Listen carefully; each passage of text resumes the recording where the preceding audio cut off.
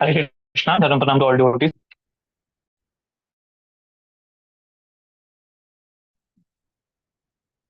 Hare Krishna, Prabhuji, Hare Krishna to all people.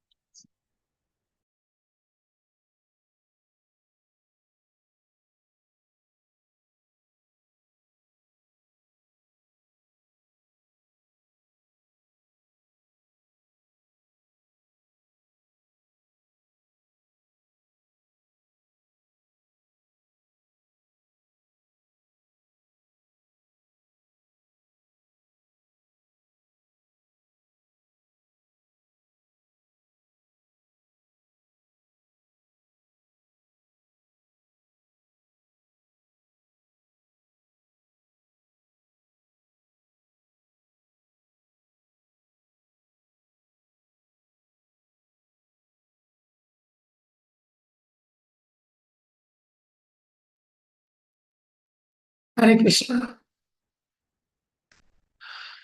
Hare Krishna. Hare Krishna, Prabhuji, Dandavat Pranam. ज्ञानतिनाथज्ञानजनशलाख्या चक्षुरुन्तं येन तस्मै श्रीगुरवे नमः। नमो विष्णुपादाय कृष्णपृष्ठाय भूतले श्रीमते भक्तिवेदान्त स्वामी नाम्ने नमस्ते सारस्वतीदेवे गौरवाणी प्रचारिणे निर्विशेष शून्यवादी भाष्यदेशतारिणे जय श्री कृष्ण चैतन्य प्रभु नित्यानंद श्री अद्वैत गदाधर शिवासादि गौर भक्तवृंद।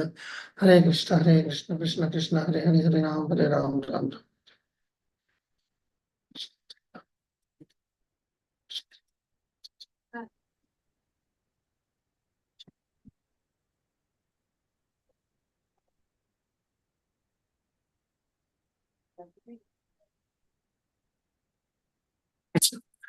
So, welcome to fourth day of Bhakti Shastri in the first module, in fact, first unit, and I am the replacement they found instead of Prabhupada Priya Mataji. So Prabhupada Priya Mataji is, of course, a very good friend of mine, but she is a senior friend of mine and far more experienced. So I was basically going through her classes, what was going on previously, and I found out the approach, the style she took, and I believe that she has already summed up to verse number 30 of the second chapter. Am I correct? Okay. So I won't rock the boat. I'm planning not to rock the boat, but to continue in the same fashion. And yeah, so at least cover the second chapter before moving on to a different, maybe a little different kind of approach from chapter number 3, which will be like more lesson plan based. So I'll try to I'll try my best to do justice, and now it's up to Krishna. So yes, so as we see from the Bhagavad Gita right now, or maybe even before just to have a brief overview of what was going on. So I'm just thinking how to start that, because I'm in the middle of the things. Okay, let's begin here. This second chapter, as we know, Prabhupada has written one of the biggest chapters in Bhagavad Gita. The only bigger chapter than that is the last chapter, 18th chapter. This is and Prabhupada named it Contents of Bhagavad Gita Summarized. Whereas if you see the Sanskrit name generally associated with it is Shankha Yoga. So Prabhupada's description of the chapter actually is more appropriate, because the Bhagavad Gita, but the second chapter not just discusses Shankha Yoga, but it actually discusses all the forms of yoga, and in that sense, it is actually the summary of Bhagavad Gita, because that's the conception which is going to expand from third chapter. We will see that. And after Krishna gives this whole idea about Bhagavad Gita, the second chapter itself, but like the basic teachings, Arjuna will come up with a question like, give me one. He will say, Ekam Vada, Ekam Tad Vada, Krishna. Just give me one. What are you giving me all these things? Just tell me one thing what I need to do. And guess what Krishna does? In response to that question, give me one, Krishna gives Arjuna 15, not one. This one is for the Shudra, the less intelligent. Okay. That's exactly what people in general people, they do. They don't want to get into complications. They just say that, okay, just tell me one thing to do. When we go to left or go to right, I'll do that. But leaders, those who are really leaders, spiritual life especially, everybody is supposed to lead their spiritual life. Okay. So leader doesn't mean like you have followers. Leader means you lead your spiritual life by following particular spiritual practices. So having said that, Krishna gives Arjuna 15 chapters in response to that one thing, give me one. And maybe then, like by the end of the 18th chapter, like maybe Arjuna had his one. Okay. And then he says, okay, fine. Karishye vachanam seva. And then like Atava and Sanjay says, Yatri Yogeshwara Krishna Yatri Partha Dhanurdhara. So that's the idea. So one, what is the conception of one? Includes the conception of many. Okay. So why? Because the seed itself contains the conception of the tree. Just as the Upanishads say, Yasmin Vigyate Sarveva Vigyatam Bhavanti. By knowing that one, everything is known. What is that thing? So that's the idea. You know the one with the idea of knowing the infinite.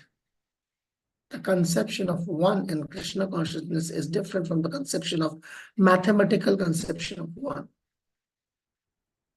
So that's the difference. Like Arjuna had that conception of one, the mathematical one, and Krishna gave him the conception of what it means in terms of spiritual to be one. What is one? Purnamada Purnamidam Purnat Purnamudachyate Purnamahadaya Purnam Eva Avashishyate is the conception of one.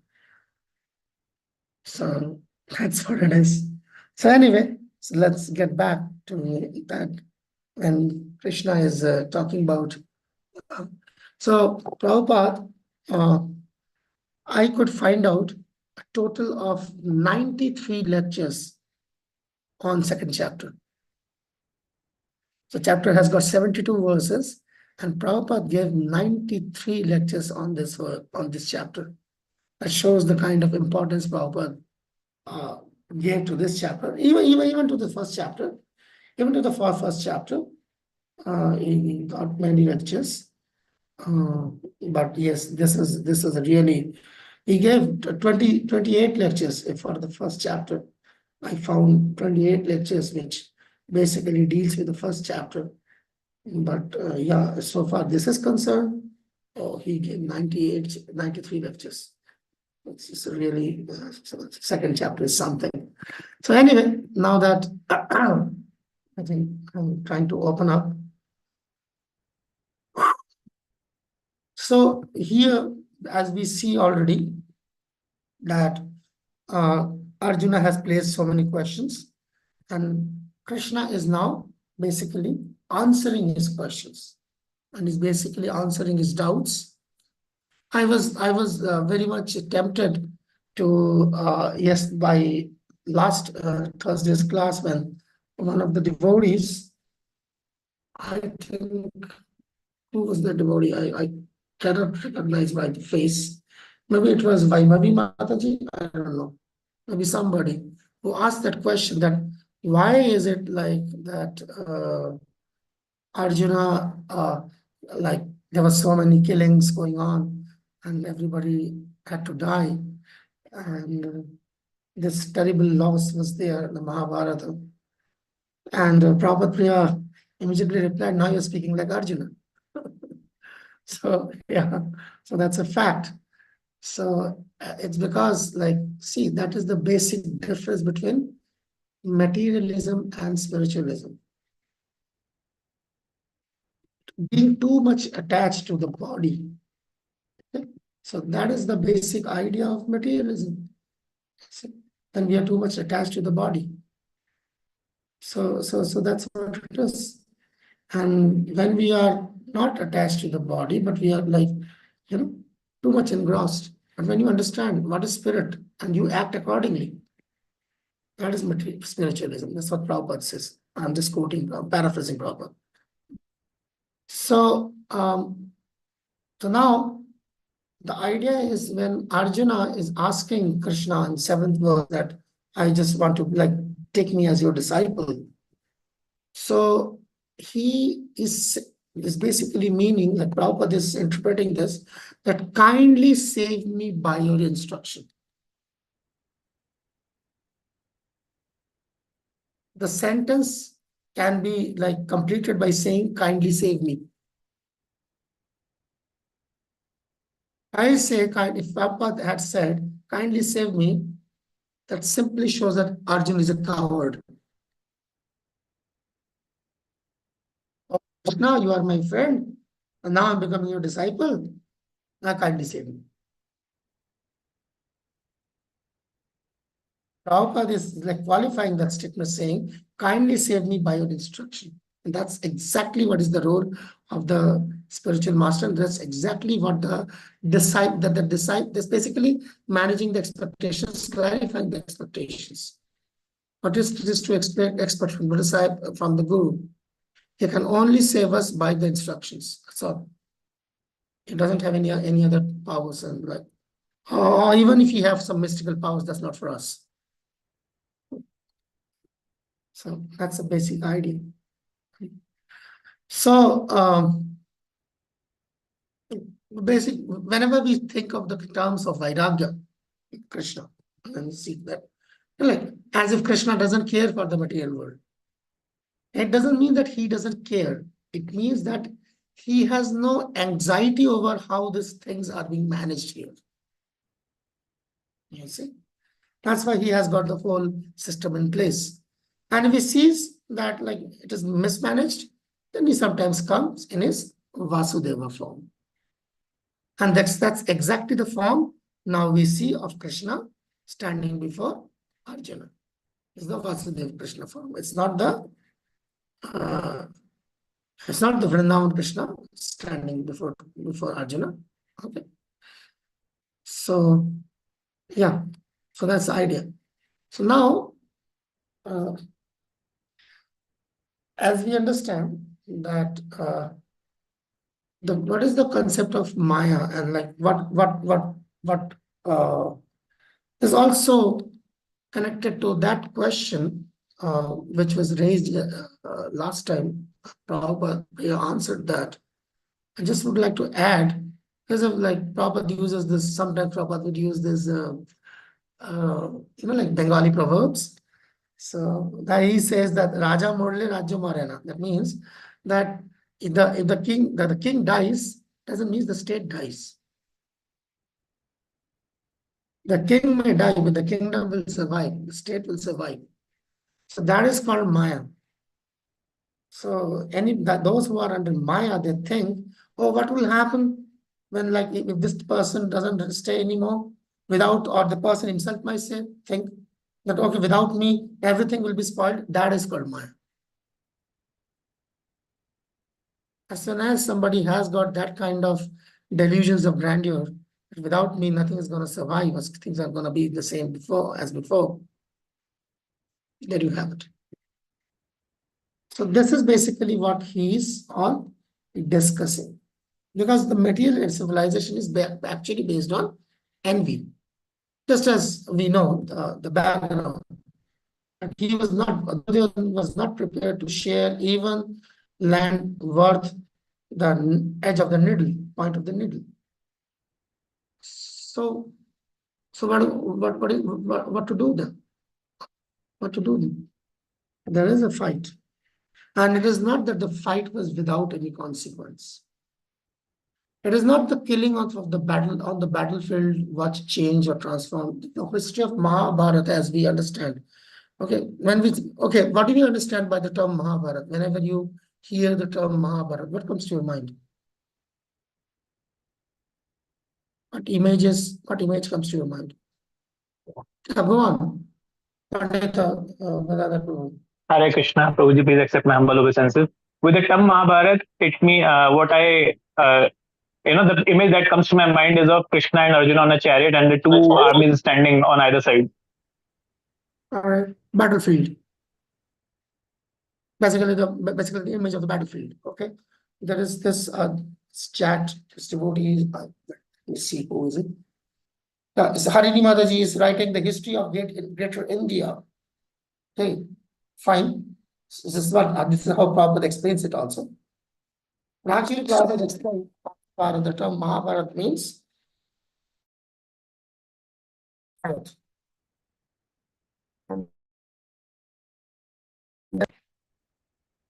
yeah, go on. Vaibhavi Mataji, go on. Hare Krishna, Prabhuji, please accept my humble obeisances.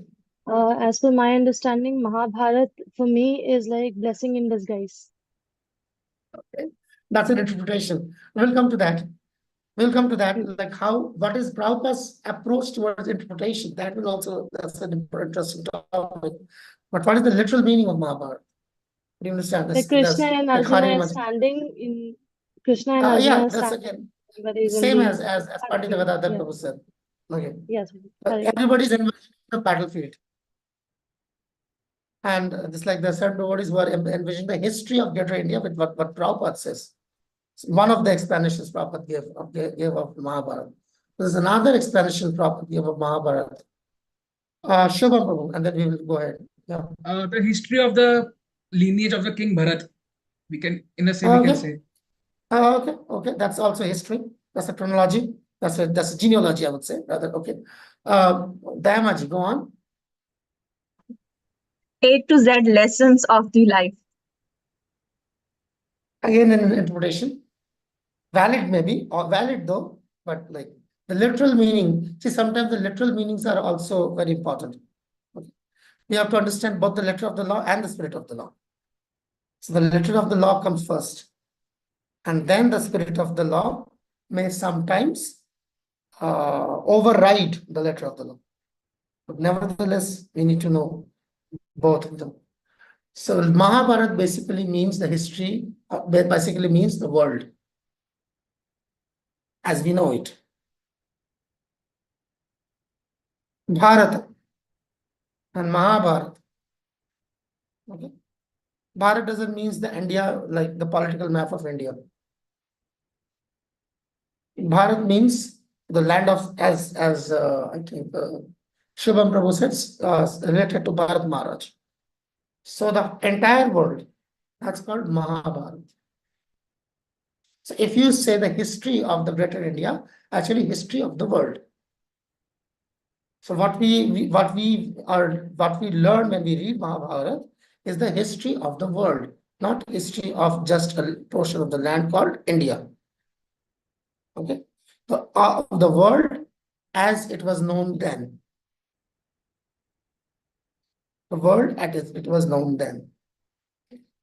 So the names may change, but yeah, there's still discovery. What we are discussing. Just the other day, I was discussing with a few devotees. There was this the great king the great king Rahugana, who encountered Bharat Maharaj, by the way. What he was talking about, Shubha was talking about the conversation between Bharat or Jada Bharat and Rahugana. Rahugana was the king of Sauvira. Now, if you Google Sauvira, you won't find Sauvira anywhere on Google. That's why to turn back to Bhagavatam, to turn back to Mahabharata, the book, to find Sauvira was the ancient name, and that ancient name is not just 5,000 years. maybe 500,000 years ago, of the place now known as Sindh.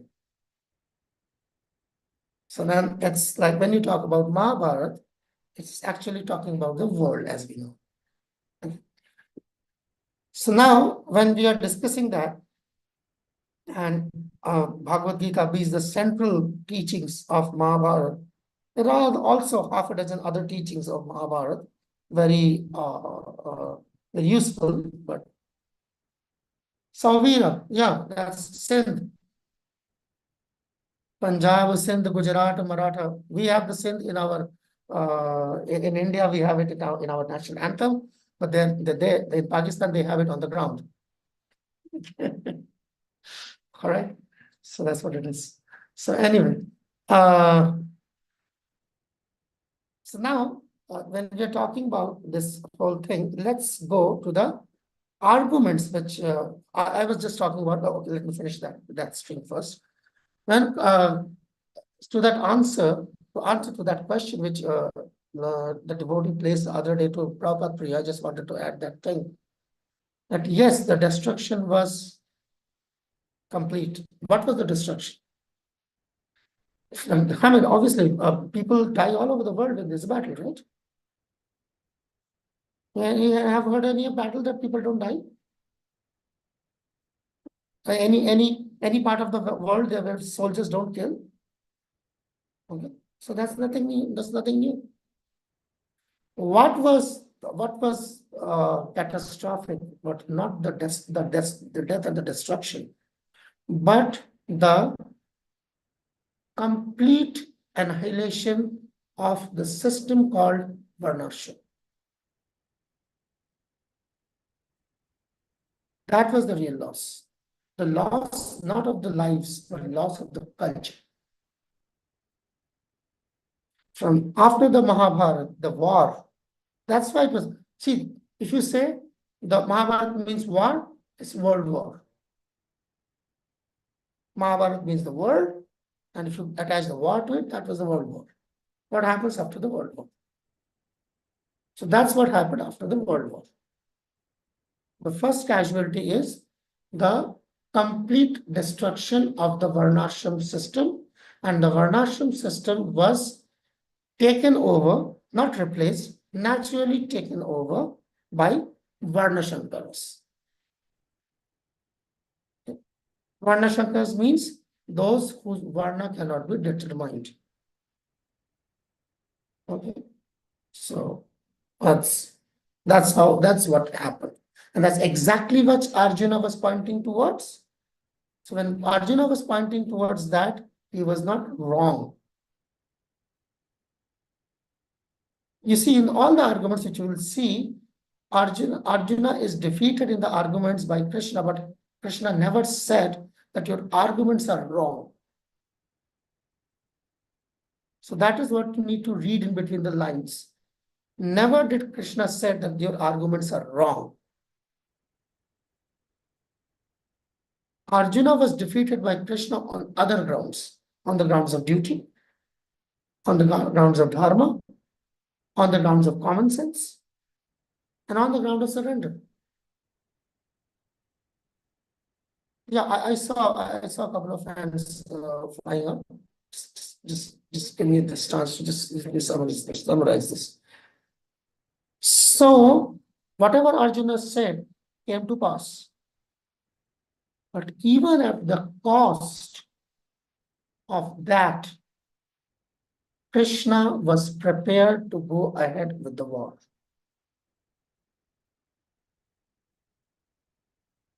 What is more important? That shows destruction of Varnashram and on one hand, and establishment of the principles of dharma and bhakti on the other hand. So that is the dilemma. Always, even in ISKCON, devotees face the dilemma. Where is Varnashram or where it is Shuddha Bhakti? And the same dilemma was resolved by Chaitanya Mahaprabhu in his conversations to Ramananda Roy. What goes, like What is more important? Certainly bhakti supersedes varnashrama. Even at the expense of varnashrama, bhakti cannot be compromised. And that's why Krishna says in the last chapter, Sarva Dharman Pratyaji, which basically means varnashrama dharma. Even at the cost of varnashrama dharma, you come to me and surrender to me. And that's why the surrender of the gopis is considered highest. So that's the entire thing, Bhagavad Gita. Because it says second chapter, the content summarized. What is the summary? That's the summary. We have got 4 hands up. Pandita, we will go in the same sequence. Pandita Gadadhar Prabhu, go on. Hare Krishna. Prabhuji, in our previous sessions, it's been stated that since Yudhishthira will become the king after the war, so how the Varnashram Dharma will be lost? Eventually it is lost. After Parikshit, it was lost. Yudhishthira ruled for 30 years, then turned over to Parikshit. Parikshit ruled for around another 80 years, and then turned the kingdom over to Janmejaya. From Janmejaya onwards, we see it starts deteriorating. So it could only continue for another 110 years in terms of the rule. But in terms of the establishment of dharma and bhakti especially, it was established. It was re-established. That's what it is. Okay, go. This is, no, that was the second devotee was not Jyoti. The second devotee was not, I think it was Harini Mataji. Go on, Mataji.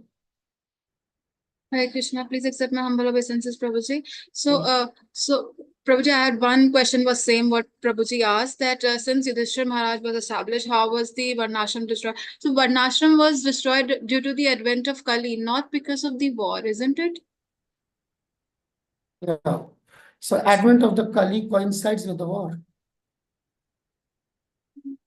Kali couldn't by his own destroy a Varnashram. Unless and until the war is so catastrophic, which gives Kali an opportunity. See, Krishna was there, and till the time Krishna Swadhamo Pagate Dharma Jnanadi Visa Kalau Nashtab Dashameta Esha Puranarka Adunotita. That is first canto Bhagavatam, I think third chapter or second chapter. So it's that like till the time Krishna was like on this planet, Kali was not able to enter. Okay. But for all practical purposes, it was destroyed. So like the moment Krishna left the planet, Kali started expanding. Why would Kali expand? Because he gave that opportunity. He got that opportunity. So it's a very good question that Varnashrama was destroyed because of Kali. Yeah, that's a good argument. But you see the whole system which was destroyed. So Kali had little to do. Kali didn't have much to do. In Dwapara, already the 3 legs are destroyed. Yet, Varnashram is not destroyed.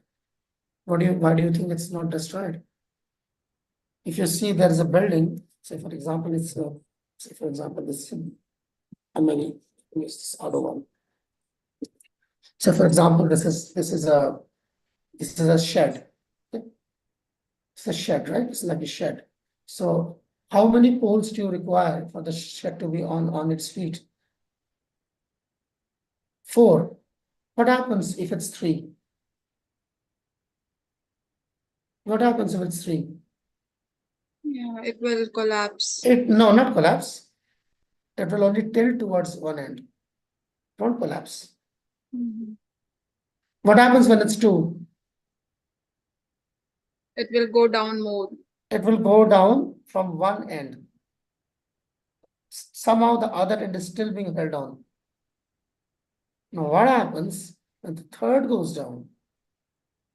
It's just hanging in balance. So at this point, if there is a war, a world war, what do you expect? Then it will come down. You see, that's why it came crashing down. That's what it is. All right. Thank Prabhuji, you. I had one. Now we have got Prabhuji, I had one more Go on. question. Continue. Okay, continue question. Like you said that Krishna did not say any of Arjun's arguments was wrong, but we see that in second chapter he chastises him by saying that you are speaking learned, means you are lamenting for that which the learned people do not lament. In the purport, Prabhupada says that indirectly is calling him a fool. So if he's calling him a fool, that means his arguments how can be right? So how to understand this? Very good question. Again, the same thing, but he is not directly saying that whatever Arjuna is saying is wrong. Why? Because what Arjuna is saying, he is quoting Shastra. You see? So that's the kind of argument we are having here. What is the lower principle and what is the higher principle? That's the kind of argument we are having. It's a good question. So that's yes, exactly. Even if he is a fool, but he's speaking like a fool. Whatever he's saying, a fool. But Arjuna, Krishna is not rejecting his argument, saying, "Oh, it's not true." When did he say that it's not true? So he's just whatever he's answering the questions. He's answering the question. He's not saying that whatever he's saying is wrong. That's why you have to see so many things to learn here. Sure. Not that outrightly like rejecting the whole thing. It's like that's what happens during our preaching also. Somebody will come up with this kind of arguments. So that's how Arjuna is being addressed by Krishna. So the point is, because at that time, Arjuna is not Krishna's friend. He's Krishna's friend, I'm sorry. He's not his disciple, I'm sorry. At that time, when he says that, like he is speaking like a fool, he is not Krishna's he's not Krishna's disciple. He's still Krishna's friend. So between friends, you can say you are a fool. So all those things are there. Thank you, Prabhu. Very nuanced. It's very nuanced. See, 50 shades of gray in it. All right, Shubham Prabhu, let's go ahead and then we will move ahead. I just want to know more about the history. As you said that the shed at the time of Dwapar Yuga, 3 poles were gone, right? And only 1 pole was standing. And even at that time the war was happening, in the Varnashram we see there are 4 things: Brahman, Kshatriya, Vaishya, Shudra. And in the war, mostly Kshatriya died and some of the Brahmanas. But if we, in a way, 75% of the Varnashram was still there. Brahmanas were there, Vaishyas were there, and Shudras were there. Like, how they can't be like, they didn't survive. Question. Another good question. I think this class has got very intelligent devotees. See, in Bengali there's a proverb which basically means the fish rots from the top. Okay, like those who are fish eaters, they know. It's like whenever you go to the market to buy fish to eat, they will always, like it's like the head of the fish, like the head of the fish. They will like try to insert their finger into the head of the fish. If it goes in, that means the fish is rotten. Whole fish is rotten. So the same way, if the fish is rotten, the fish will always rot from the top. The system always rots from the top. Who's at the top? In the Varnashram system, who is at the top? Brahmanas. Yeah. So the corruption of Brahmanas began. That is, which is epitomized. It was already there. We can see, that's why you said some of the Brahmanas were killed. Why would any Brahmana be killed? Because those Brahmanas, crossed to the other side. That's what, but it was evident, finally it was evident when Parikshit was cursed by a Brahmana boy. Because the arrogance has come to that level that even a boy who thinks that he has been born in a Brahmana family, thinks he has a right over the king. So that much, like rot has already been like in the society. They were somehow hiding it. So the Brahmana was gone. Kshatriyas were gone. What happens when there is the Brahmanas are gone and the Kshatriyas are gone? What is left? Vaishyas, right? Yeah. So what happens next? What is the favorite system for the Vaishyas? Business. That's occupation. What is the political system that suits the Vaishyas the best? What is the political systems that suits the Vaishyas the best? Forget the Shudras now, only the Vaishyas. Maybe in the ministry or something. Go on, Karuna. I think you are trying to answer, right? Maybe in the ministry or something like that. Okay, Karunamai, not Bart. Prabhuji, Hare Krishna Prabhuji. Go Prabhuji, on. the prophet. They want Profit, to yeah. earn more in What political system is best suited for that for profit? Vaibhavi, go on. capitalism. Fund Capitalism. system. Thank you. Yes. Thank you. Capitalism. So each country you see, the monarchy is replaced by capitalism. Or the monarchy is replaced by oligarchical system, which is basically a capitalistic system. So after the Vaishyas are corrupted, who remains? Shudras. Shudras. What is the system which is most endeared by the Shudras, political system? Workers. What is the political system most endearing to the Shudras? What is Serving. most conducive? Maybe for them? servants. Prabhu, I'm talking about political system. You understand what is a political system means? Like capitalism? Yeah. What is the system which suits? Yeah, go on, Karunamai Mataji. Hare Krishna Prabhuji. Prabhuji, socialism. Exactly. Or worse, communism. Getting my point? Now you see European history, monarchy, capitalism, communism, and the fight between the capitalism and the communism. And then you have got a mix and match of that, which is called democracy. It speaks about communism or socialism, but practices capitalism.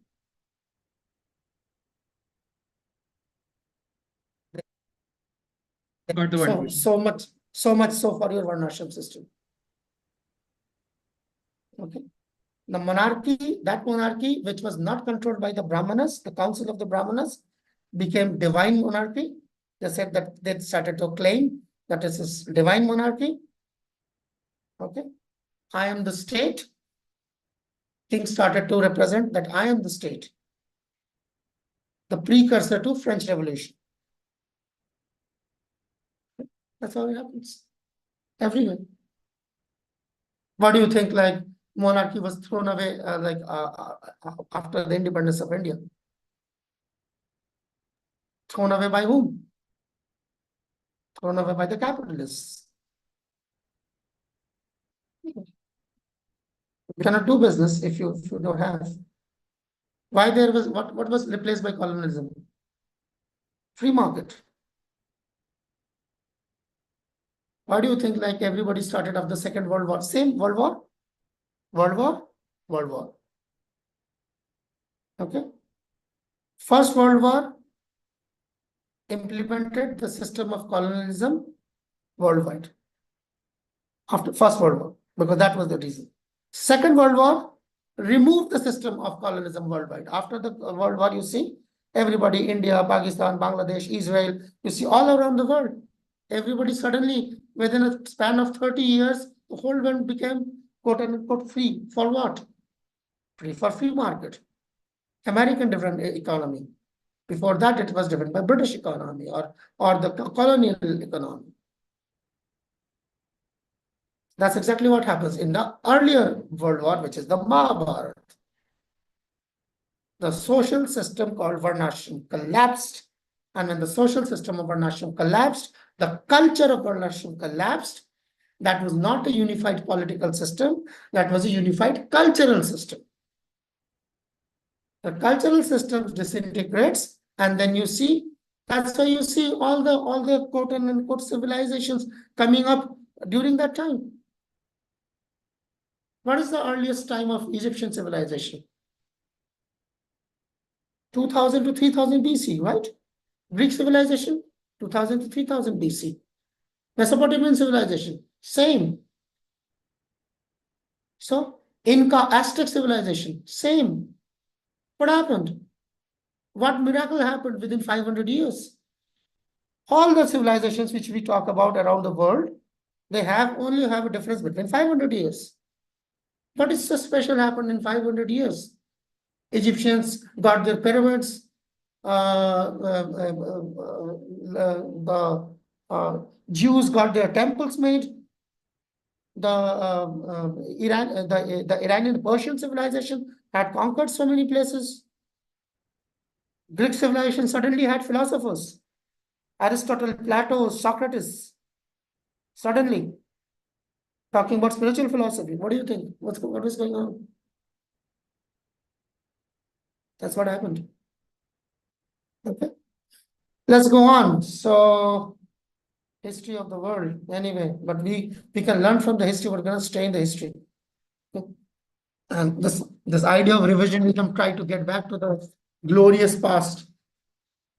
That's sure room to hell. Okay. Let's go here. Jyotimaji, please go on. I'm sorry. I almost missed you. Hare Krishna, Prabhuji.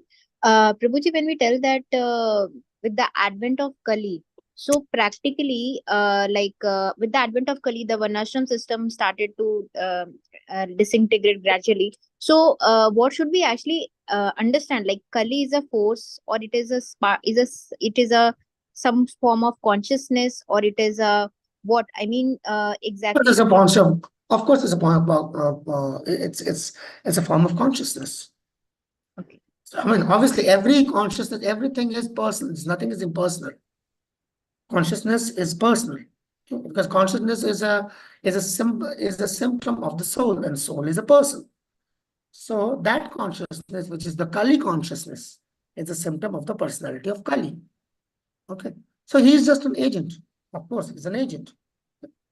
So, but at the same time, like just as generally we try to do that, blaming it all on somebody. So blame it all on Kali Yuga. Means Yeah. because just because of the presence of one consciousness, until the person accepts this and they don't start applying it, how will the change start happening? Exactly, it takes two to tango. It takes two to Yes. tango. So yeah, so that's why you see, so far the Vaishnavas are concerned, they are not bothered about removing Kali. They are bothered about preaching Krishna consciousness. By that, Kali is taken care of. So it's just like, even if the Kali is taken care of and people are not Krishna conscious, what do we have? Yeah. Yes. An animal society. That's fine. Okay, that's the idea. All right, so let's move ahead. Oh, I just saw Kanchan Varna Gaurangi Maji amongst the students. Welcome, Mataji. Okay. So let's go. I'm just going to your handbook, okay, and see. It's just as a kind of summary. Okay. So there's a connection to the first chapter. So where he's giving the idea of compassion as a reason not to fight, the concept of enjoyment as a source, like enjoyment for us, for the family, not to fight. And then here he's talking about sinful reactions, whereas he's quoting the Shastra. Okay. Here he's quoting the Shastra. Okay. Here he's not quoting the Shastra. Here he's just like pouring his heart out here. But otherwise, here he is quoting the Shastra. Okay. Then here he is not quoting the Shastra. He is quoting, he is basically giving his opinion, but he can see. Okay. So as we see, as we have discussed, that what he was seeing was not very different from what actually happened. Okay. So Arjuna was a visionary. That's why we understand that Arjuna was put into that position. Unless and until a person can rationalize like this, how can a person rationalize like this if he is not visionary? So that it's clear, it's clear that Arjun was not a fool. He was put into that position. But finally, he came to end decision. Karpana dosho apahata svabha prichyami dharma mudase chetasa. I don't know what is to be done, what is not to be done. Even after giving all of these arguments.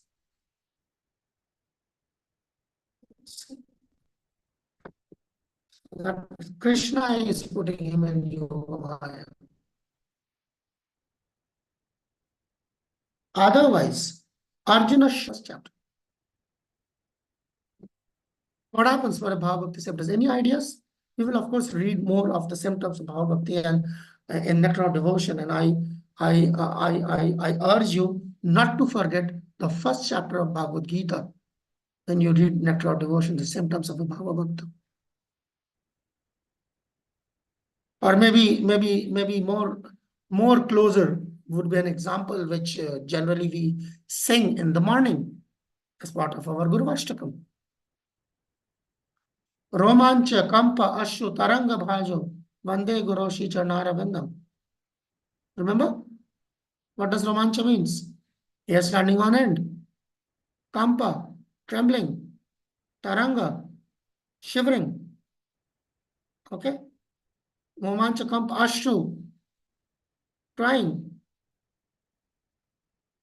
Sounds familiar to Arjuna's situation? That's what it is. Now, the person who is actually fool will think that Arjuna is scared. But that's exactly the symptoms what happens when one is extremely scared. You see? So there are things in between, like there are layers, you have to read in between the lines. All right, so then we go back here and now we see how Krishna decimates Arjuna's arguments. When he surrenders, so what we see here, right? So what is talked about here as jnana is actually Shankhya. You can also add it. Do you see any Shankhya written over here? No. But if you see the second, in the Hindi book, you will see the title is Shankhya Yoga. Why? Because the jnana here is actually Shankhya Yoga. Jnana is not Jnana Yoga, by the way. Be very careful about this. Okay. The word jnana, as it said, mentioned here, is not Jnana Yoga. It's not Jnana Yoga thrice. It's not Jnana Yoga. I'm telling you 3 times so that it sinks. Okay. It's not Jnana Yoga. The jnana which is talking about here is Shankhya. Okay. That's why using Shankhya, it defeats the compassion argument. Only by Shankhya can you do that. Easiest to do. Shankhya means to count. Sankhya. Okay. And Shankhya is an analytical form of bhakti. Okay. The analytical aspect of bhakti is called Shankhya. Write it down if you would. I don't mind. Analytical study of bhakti is called Shankhya. That's why we will see, Krishna will say in this chapter, Shankha Yogam Prithak Bala Pravadanti na Pandita. A person who thinks Sankhya and yoga in this means in this case means bhakti. A person who thinks Sankhya and bhakti are different, Prithak Bala, Prithak means different. Bala, he's a childish. Pravadantina Pandita, he's not speaking like a Pandit. He's not speaking like a scholar. Okay. So it is actually starting, Krishna is starting with bhakti, but the analytical part of bhakti. Okay. Then Krishna is also using karma kanda, the lowest of lowest I would say denominator for a human being. The lowest denominator for a human being. He's using that. And by that, he is destroying enjoyment and sinful reaction, because that is the exact periphery of karma kanda. People take to karma kanda for enjoyment. That's why using the karma kanda to defeat the concept of enjoyment. And the other thing, other reason why people take to karma kanda is to get rid of sinful reactions.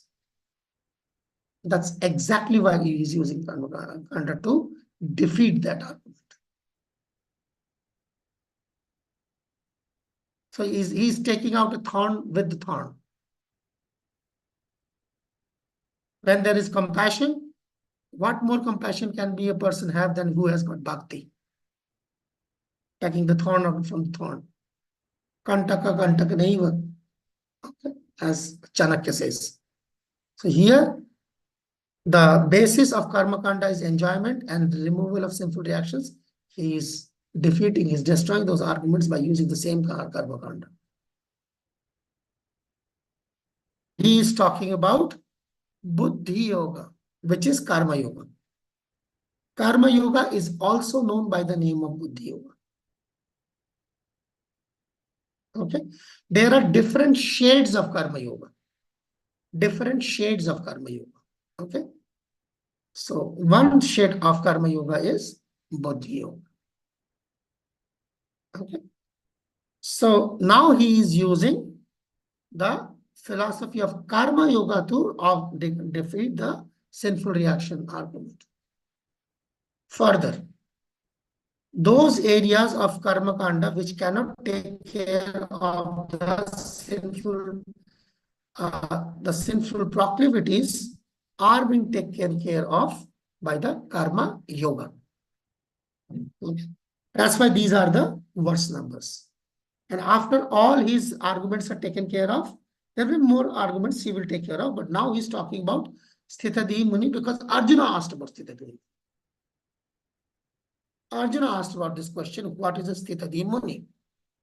Sthitadi Muni means like a person who is completely peaceful.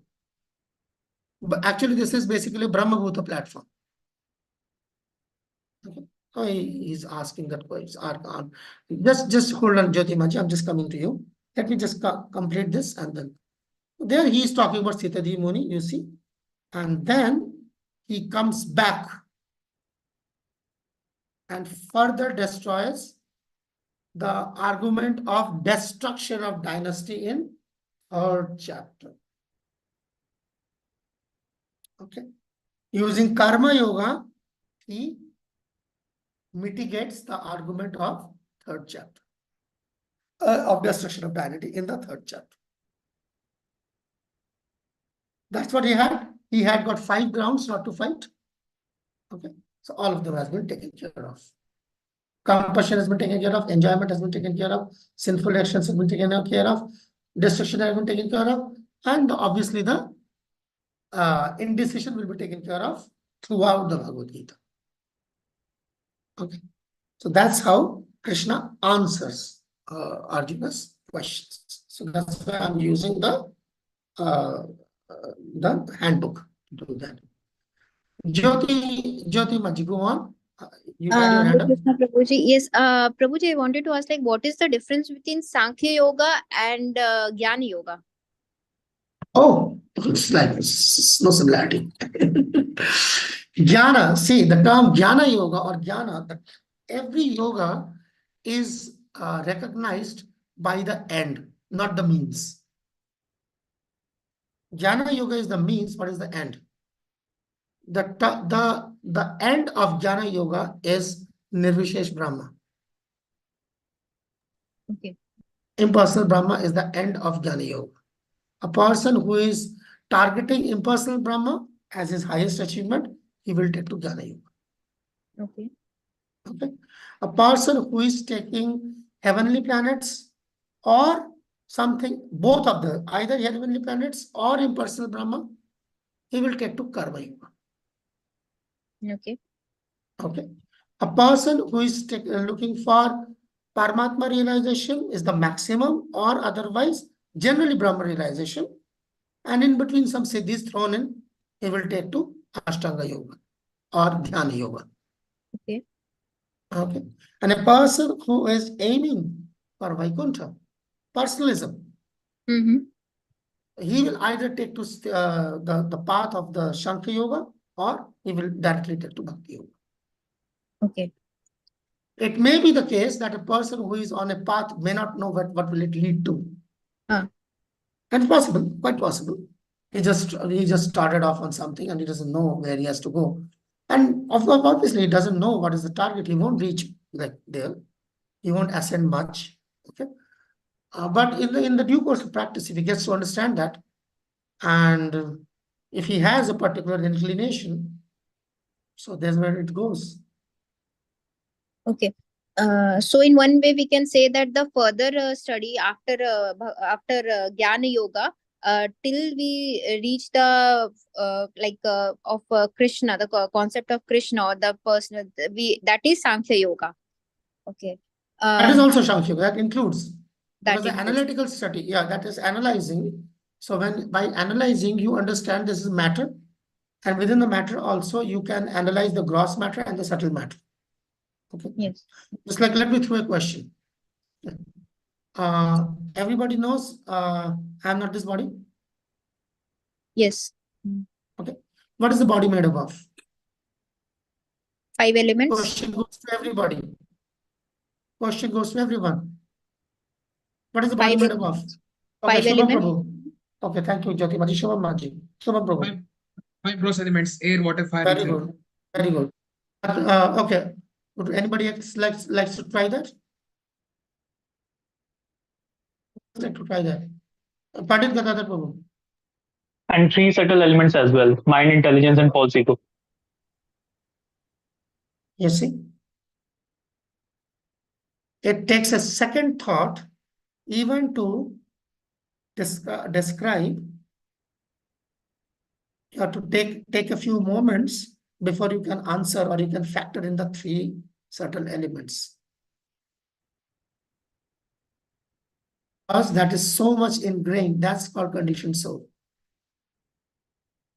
We who think that we are practicing spirituality cannot also get it right in the first go. Comes, oh, I'm this body, 5 elements. What about the rest of the 3? It's not because of the 5 elements that we are suffering. It's because of 3 that we are suffering. Who told you that we are suffering because of the 5? It's because of the 3. When Prabhupada says, or the Shastra says, I am not this body, that means I am not the subtle body first. I am not the gross body, even the animal knows that. See? That's the point. So that is the kind of, that's called Shankhya. You talk about Shankhya, this is like, this is like burned into you. It's like they used to do the older tattoos during the older times. It's just like burned into you. I'm not this body means I'm not the mind, I'm not the intelligence, I'm not the ego. Then talk about Shankhya. You see? So that's the qualification, that's the student of a Shankhya. It's expected that he speaks like that, at least starts. That's why he starts like that. Otherwise, he cannot he won't be able to differentiate all the time what is the food and what is the taste. It's not the food you are attached to, it is the taste you are attached to. That's called Shankya. See? So when somebody sings, I say, oh, like she's such a good singer. Wrong. The Tanmatra is good enough. You see? The gross body doesn't sing. It's because of the interaction of the Tanmatra. Main part of the subtle body. See? That's how the Shankya works. Then you like go further up ahead. Then you see things not in terms of, okay, when you see when you see water, something watery, what do you see? Liquid, right? Yeah, that's the gross thing. The Shankya student immediately sees, oh, water, where is it coming from? It is coming from Tamagun. When you see electricity, what do you see? He sees Satogun. What is coming from fire? You see? So that it's a very different, the way he sees things becomes different.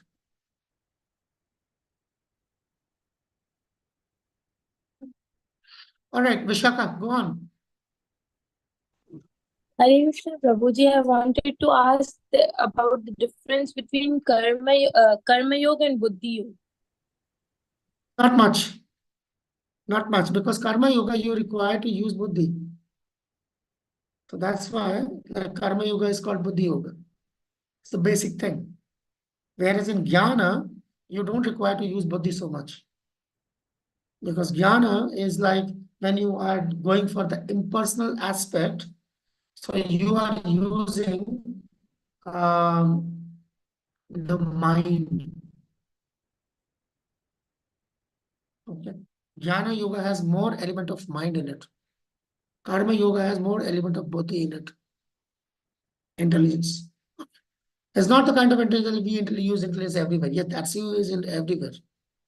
But for performing karma yoga, because you don't have the clear conception of God. So what you can rely on is intelligence, more buddhi. And the term buddhi actually here also means different, like one word is used in different contexts and different applications. Okay. So as a name of the karma yoga is buddhi yoga also.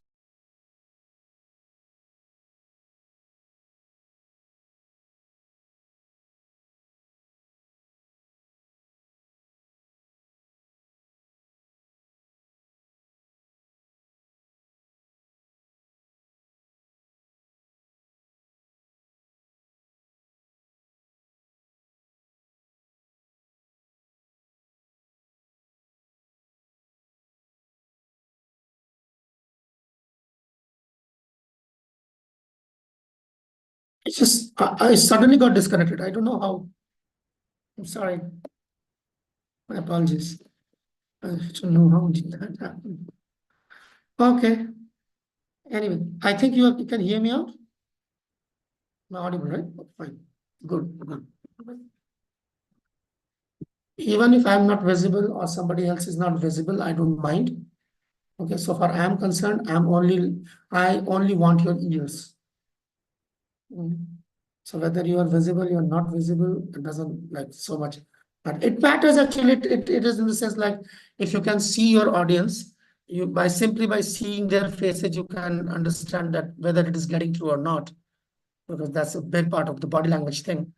But if people think that for any reason they don't want to be visible or they don't want to see my face, tell me. Okay, so you can hear me out and I can listen to you. Okay, you give me your ears and I'll give you my voice. That would be sufficient. Okay, let's go ahead. I still see a couple of hands up. So like you're gonna have a question answer session or we're gonna have we'll be moving ahead. Okay, go on, Daya Mataji, and then Vaibhavi. Hare Krishna. Prabhuji, like subtle body, you talk about subtle body. First of all, I want to know simple definition of subtle body. And second thing, like there are so many creations. What differentiate us from other creation? That is the subtle body, or all animals, all creation has subtle body? Every creation has, every living being has got a subtle body to begin with. To begin with, every living being has a subtle body. Okay, because subtle body is the vehicle. We will see that in second chapter now and third chapter and onwards up till eighth chapter. Eighth chapter will be very threadbarely discussing how the subtle body works in a conditioned soul. Okay, anybody who is in this material world, this means a conditioned soul, will have a subtle body. He must have a subtle body. Because if you are free from your subtle body, then you are free. The soul is free. The soul is caged or attached to the subtle body. Soul is attached to the concept of subtle body. That's why it works with the subtle body. Okay. And what is the subtle body composed of? The subtle body is composed of mind, intelligence, and false ego. All of them are false actually. We don't say false mind, we don't say false intelligence, we don't say false ego, but actually all of them are false. In the sense they are not the real ones. The real ones are as part of for us, means the soul. These are the external projections of those things. And then we go by that. Okay. So we'll understand that mostly first, I mean, in the beginning, we try to understand the concept of subtle body like the concept of the gross body. So because we can only understand things which are gross.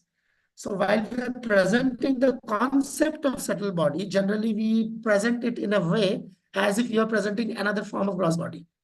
But actually it's not so. It's a subtle body. Say for example, when you are dreaming. So in dreams, you may be visiting California. So then how are you in California? And when you get up, you have a smile on your face. Why? You experience California. You cannot say it's false. So how did you travel to California? He was in my dreams. Yeah, in my dreams what? Dream is a dimension. Yes. So dream is a dimension. So then if it's a dimension, if I have to access that dimension, I need a particular appropriate corresponding body for that. That is a dream body or called the subtle body. Basically, the mind is the main element there. That's why it can travel in the mind. Who's traveling? The soul is traveling, not the mind is traveling. The mind is dead matter. The soul is the living matter. But soul, the mind is a subtle thing. It can travel because it's subtle. It is not. It's sublimited. Just like the wind, it is subtler than the. Say for example, the wind is subtler than something more gross, like this. It's made of earth. Right? So then, so far the movement is concerned, the movement of the earth is limited than as compared to the movement of the wind. Similarly, the movement of the mind is more flexible as compared to the movement of the gross body. So that's how it works. And there's a whole thing to it. Okay. And that's what basically is one of the subjects of Bhagavad Gita. Otherwise, what are we discussing? Prabhuji, I read a book that name is a matter, the other name of illusion. In that these same things was there. So see, the And, basic like- concept is the same, but then there are subtleties as we move ahead. Unless and until you got it wrong in the beginning, generally the basics are the same. Yeah. What's the But as we location of advance, subtle body? there's no location. See, In all when we creation? have to, you cannot have any location because it is subtle. What is the location of wind? No. You see, that's why when we say what is the location of intelligence, you may say here. No. Here you have got the corresponding machinery which works with the intelligence called brain. That's got nothing to do with intelligence.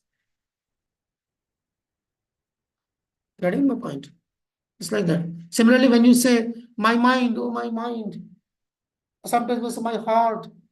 The heart is a pumping machine, Baba. Just this has got nothing to do with your heart. This is like heart, oh my heart. All these romantic songs are after my heart, my heart, my heart, oh my heart. Heart is a pumping machine. But it is related to the mind. But in English, what do we call it? Every time, every other day we use this term. My gut feeling. My gut feeling. What is the gut feeling? Guy has got guts. What is the gut? Stomach. Exactly. It is the stomach where the mind works with. The mind works with. But the mind is not arrested inside the stomach. Ego. That guy has got a big false ego. You're so egoistic. Oh, really? You're not egoistic? Aren't you not? Any conditioned soul, the part of a subtle body, the very construction, the very element of a subtle body is ego. Egoistic. Anybody who is born in this material world is born with ego because that is the first covering. So he may say that somebody is egoistic, but actually every living entity is egoistic. Conditioned soul is egoistic. That's how it is. Quantity different. Quantity different होगी. Come again?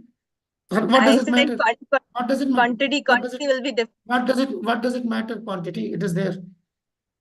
Okay. Quantity may be different for everything else. Like say, for example, I have got lesser hair on my body, like on my head than yours. But still, it's like it's there. You see, no matter how much I shave, it's still there. You see, and you don't shave, but it's there. You see, so it is going to be there. Thank you. All right. We thank you. And now we must move ahead. Otherwise, we will be falling back on the schedule. So let's move to another concept. By concept, let's move. I'm going back to where's his hand up? Karna Mahbaji? Go on while I find the place where we are going to start with.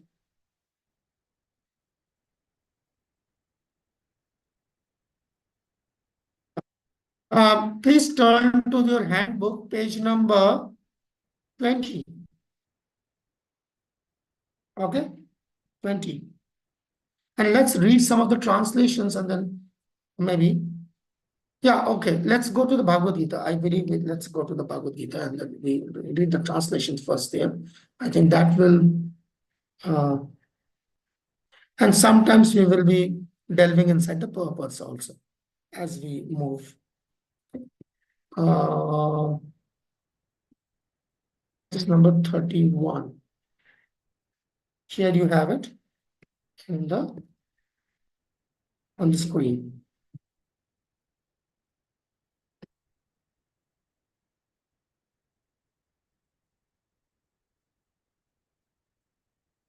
All right, let's read the translations from 31 to 38 and then we will come back together.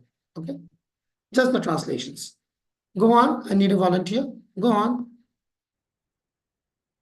Go on. Go on. Yes, go on. Just go on. Just don't raise your hand. Just go on. Whoever goes Hare first. Krishna, Prabhuji. Translation. Considering your specific duty as a Kshatriya, you should know that there is no better engagement for you than fighting on religious principle, and so there is no need for hesitation. Yes. So now he's talking about Kshatriya, which is part of Varnashram, Karma Kanda. Varnashram is directly connected to karma kanda. Okay. Read on. O Partha, happy are the Kshatriyas to whom such fighting opportunities come unsought, opening for them the doors of the heavenly planets. It's the goal of karma kanda, heavenly planets. Yes, sir. How do we understand this is karma kanda going on? Vyasdev didn't give a, Vyasdev didn't get an end note. This is like chapters, karma kanda chapters. Okay. So that's how you understand. Read by the result. Oh, wait. On. If, however, you do not perform your religious duty of fighting, then you will certainly incur sins for neglecting your duties and thus lose your reputation as a fighter. That was his concern.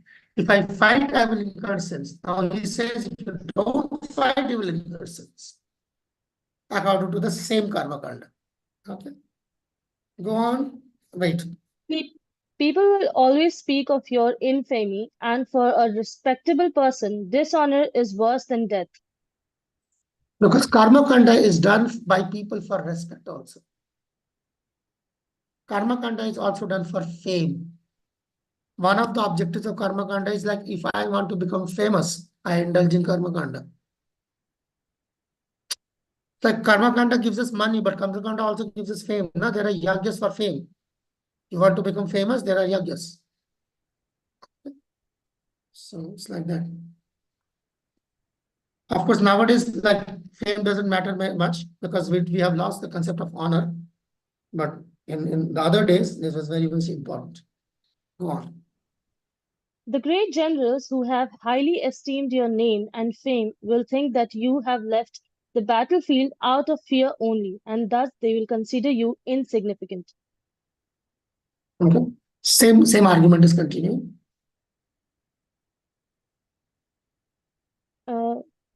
Your enemies will describe you in many unkind words and scorn your ability. What could be more painful for you? So you see, so this is the consideration of a karma kandi. This is the exact definition of a karma kandi. This is how he thinks. Why do you think? Okay, you might feel these things are like, oh, it doesn't matter to me. These things are like, okay, these things are like, these are not very, what do you say? These things are not very tangible. Hence, they doesn't matter. They don't matter. Really? Why do we have so many honor killings in India and in Pakistan? We have students from both the countries. Why do we have so many honor killings in both the countries? You go to UP, you go to Bihar, you go to Haryana, especially North India. I haven't heard of any honor killing in South India. Have any of you ever heard any honor killing in South India and Tamil Nadu honor killing? No, no honor killings. So certainly the idea of honor is more like prevalent in the north. And you take it there to the other side of the border, same. So that's what it is. Even if it is false, yet it is prevalent. Not that everything false is not worthy of paying attention to. You better pay attention to that.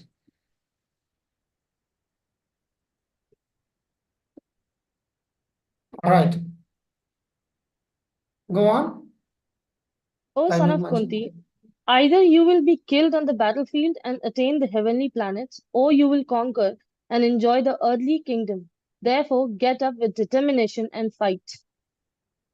Exact telltale definition of karma. Telltale definition of karma kanda. Prosperity in this world, prosperity in the next world. Telltale definition, classic definition of karma kanda. Okay. Now, the higher. Okay, go on.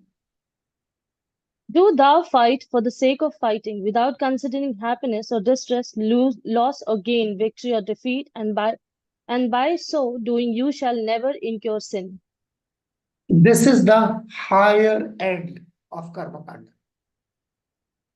The idea of karma kanda is actually to get detached. Higher end of the karma kanda is this. By doing karma kanda, you should be detached.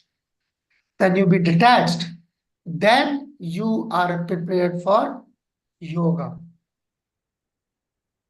You see, that's why detachment, renunciation, detachment, this is considered good for Krishna consciousness in the beginning stages. You will see that in nectar devotion, that in the initial stages of bhakti, having some degree of detachment is considered favorable. But as we advance in bhakti, we give it up. Because otherwise it makes our heart hard. But in the beginning, it is good. Okay. Therefore, we see this idea. Yes, Radha, yeah, Radha Gadadhar Prabhu. Go on. Pandit Gadadhar Prabhu, sorry. Pandit Gadadhar Prabhu. Bye bye. Yes, Prabhuji. Prabhuji, earlier you said that the karma kind is done to being famous or for money or for fame, right? So if one is attached to this three proclivities, whether it be being famous, money, or fame, then how can one be detached? Yeah, because that's called Pravritti Marg. That is the strategy of Pravritti Marg. Pravritti Marg means like, okay, fine. What is your favorite item of food? Dish? Probably idli sambar. Idli sambar. How many plates of idli sambar can you eat? 2. How about if I force feed you 8? Can I do that for 1 I month? won't eat it. No, I won't eat it. I'm force feeding you. What do you mean you won't eat it? I will force feed you. For 1 month, that's what you're gonna eat 3 times a day, and that's what I'm gonna force feed you. 1 month. Probably I'll not eat idli sambar. I'll not eat idli sambar ever then. Ever, yeah, that's the point. Exactly. You see? That's this verse is exactly what it's talking about. When I was gonna force feed you karma kanda, then you will stop it. Okay. So if you drop 1 teaspoon of ghee into a fire, what happens to the fire? It will ignite. Ignite, right? Okay. What happens if I put 1 ton of ghee into the same fire? It will extinguish. Exactly. That is called Pravritti Marg. So karma kanda is part of the Pravritti Marg. Okay, Shubham Prabhu, go on. Prabhuji, there is a philosophy that we deny that it's called Sambhoksa Samadhi. And yeah, you say that if you put a ton of ghee in the fire, it will extinguish. But we also deny this thing. No, we don't. Who said that we do? We don't. It works. But it will work, it will take time. And what happens in between? What happens in between? If you don't administer the ghee the right quantity, what will happen? You will use the human body. We don't deny that. It works. But it's risky. Okay. All right, Kanchan Karangi Maji, go on.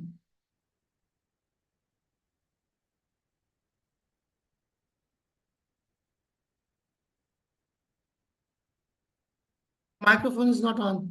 Let me help you. Yeah. You see if this is working. Yeah. Go on, Maji. You mentioned that in Karma Kanda, higher part is detachment. If one comes detachment. Detachment. And in Krishna consciousness in earlier times, like in the initial stages. But we see that Srila Prabhupada also writes in the purport that how do we know when someone is advancing in Krishna consciousness? The detachment comes from material. The taste for material things becomes less. The person becomes. Yeah, but he doesn't practice detachment. It comes as a byproduct. The byproduct of bhakti is jnana and vairagya. It's not an element of bhakti, it's a byproduct of bhakti. If you try to make it an element of your sadhana, this is gonna gradually cover your bhakti. That's you see. So it's it's like, what do you understand by the term byproduct? What is the grossest byproduct we have? You see. So by the byproduct only, the doctor, it is only by the byproduct that the doctors figures out what's wrong with your stomach. And when he takes a sample of the byproducts. He samples what is the state of it. The same thing. It is by the byproducts you can tell you what is the state of your bhakti. All right. So let's move ahead and let's go to the second concept. Okay. Let's go to the second concept. And we are talking about what we call karma yoga or buddhi yoga. Okay. This is both karma yoga and buddhi yoga, which is chapter number 13, verse number 39 to 53. I need a different volunteer. This is going to be a really long run. Shubham Prabhu. Okay, fine. Fair enough. Thus far, I have described this knowledge to you through an analytical study. Now listen as I explain it in the terms of working without fruitive results. O son of Parth, when you act in such knowledge, you can free yourself from the bondage of works. You see? So why were we talking about this as Shankhya? Now he's saying, thus far I have described it by analytical study. That's why it is Shankhya. Analytical study is Shankhya. So this verse is the evidence that what was going on before was Shankhya. As I said, Vyasdev didn't give it a subhead, the Shankhya going on. But through the verses you're finding out. And now what is going on is without fruitive result. That means Karma Yoga. Okay. Go on. In this endeavor, there is no loss or diminution, and a little advancement on this path can protect one from the most dangerous type of fear. Yes. This is one of those, I think it's one of your memory verses, I believe, right? Neha Brikavadashti Pratyavayana Vidyate Sarvam Papiyasya Dharmasya Trayate Mahato Bhaya. It might be one of your memory verses. Anyway, it's one of the very important verses. The very important verses of Bhagavad Gita, often used for preaching and very much useful for personal application. There's no loss and diminution. So what is the most dangerous type of fear? The most dangerous type of fear is to lose the human form of life and descend into the animal form or even lesser species. Okay. So this ensures that you continue to have human form of life. That means at least have a chance to execute bhakti. Okay. This is a poetic way of writing that. He could have directly said that I am to protect one from animal life. But now it's like a more polished way of writing, cultured way of writing. Vishaka Maji, go on. Hare Krishna Prabhuji, what is the dangerous type of fear you said? I'm just telling, I'm just repeating that. Falling into the animal species or maybe even lower species. Losing the human form of life. Losing the human form of life. It's not that birth after birth you're going to get a human form of life. If there is some element of bhakti, you can expect that. But with no element of bhakti, you're going to descend. Okay. So it's just like a Ferris wheel. Okay, now the next very famous verse again. Vyasatmika buddhi ke guru nandana bhuvishakaya now. Go on, please go on. I'm sorry. Those who are on this path are resolute in purpose, and their aim is one. O beloved child of the Kurus, the intelligent of those who are irresolute is many branched. Yes. You see. So there he is talking about Vyavasatmika buddhi, and Krishna is talking about Vyavasatmika buddhi at least twice in Bhagavad Gita. And this is the verse which, like, I'm just giving a historical context. This is the verse which Prabhupada was so much fascinated by, and its commentary by Vishwanath Chakravarti Thakur, which he was so fascinated by, which gave him this strength to, fully surrender himself to his spiritual master. That this verse of Bhagavad Gita was the trigger, what impelled him to surrender himself fully to his spiritual master. He mentions it quite a few times. By the way, it's like another side story, but it's important. You see, in our Bhakti Shastri, we generally are not using the commentaries of our previous acharyas. And there's a reason for that. Unless and until it is there to clarify something which Prabhupada is writing. The reason is not like that we are not connected to our previous acharyas.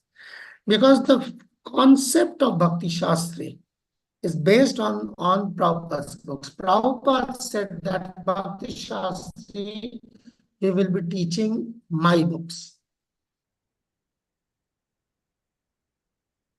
So if somebody wants to have a Gita study course based on commentaries of the previous acharyas, well, we must have that. Like I don't see many teaching only Vishwanath Chakravarti Thakur or teaching Baladev Vidyabhushan. That's a very nice idea to teach. But that is not part of Bhakti Shastri. That's a Gita study, looking into the commentaries of the previous acharyas, and you can have a different lesson, different plans. All of that, that's very much encouraged. But so far, Bhakti Shastri is concerned, we are concerned with Prabhupada's books because that's what he wanted us to read. As part of this course, we are not like anti-commentaries of the previous acharyas. Like what? We are not Ritvaks. Okay, we have got a parampara. But the stress here is to see Bhagavad Gita, Bhagavatam, the entire thing, as Prabhupada saw it. That's part of the mood and mission. That's the mood and mission. Yeah. All right. Let's move ahead. Go on. Men of small knowledge are very much attached to the flowery words of the Vedas, which recommends various fruitive activities for elevation to heavenly planets, resultant good birth, power, and so forth. Being desirous of sense gratification and opulent life, they say that there is nothing more than this. Okay, so this is what we see people in general. This is something like this is very common. We know people are like that. That's what, yeah, so they do. That's what they do. All right. Here, just give me a second. Just give me a second. I'm just trying to find out if we have left something out.